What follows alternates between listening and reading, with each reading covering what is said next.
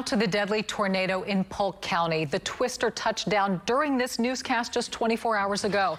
And tonight we are seeing the devastation it left behind in several communities. And we're also learning more about the victims. 3 people died. These are 2 of the victims tonight, 29-year-old Taylor Holbert and 27-year-old Brooke Ivy. We've learned they were Texas Department of Criminal Justice employees. In addition, dozens were injured and hundreds of homes damaged. Channel 2's Hannah McKenzie is live in Onalaska in the Yopon Cove neighborhood. And Hannah, I know what you're seeing there is absolutely heartbreaking. Dominique, heartbreaking indeed, but also, quite frankly, frightening. Trees are just snapped in half like toothpicks, and some of the houses in the area, like this one, completely obliterated. And right now, folks are still picking through debris in their front yards, trying to find any kind of belonging to salvage. I need that teddy bear. Rosa Edwards combing through what's left of the home she's lived in for 20 years. I would not have survived had I been here.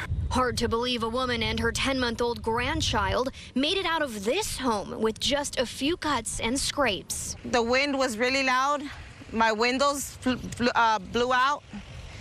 And then I just said, you know, whatever is God's will happen. If I live, I live. Pinned underneath the trailer until a passerby heard her cries for help, Myra Jimenez now counting her blessings. Her neighbors not as fortunate. People did lose their lives from where I was standing. 3 people reportedly killed in the tornado, at least 30 others injured. The buzzing of chainsaws echoing throughout Onalaska, where about 300 homes are damaged, more than 40 destroyed. We felt the whole house pick up and move. Stephen Farrows is one of them. Somebody was watching out for me. You know, you look at this, we're lucky to be alive. The devastation likely the result of an EF2 tornado, says Dan Riley with the National Weather Service. Perhaps 120, 130 mile per hour winds, and we could rate it higher. We haven't looked at all the damage yet. The small, tight-knit community now leaning on one another to get by. I got my kids.